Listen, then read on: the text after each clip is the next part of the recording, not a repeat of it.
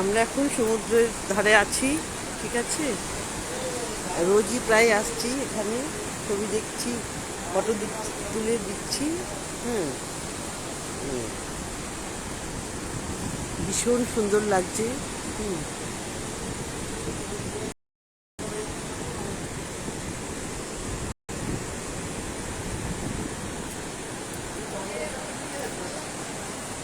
চারপাশে বিচে, এখানে তো যদি প্রাইভেট বিচ, তাই জন্য চারপাশে অল্প অল্প লোকই আছে। যতদূর দেখা যায় তুলতে তোলার চেষ্টা করছি।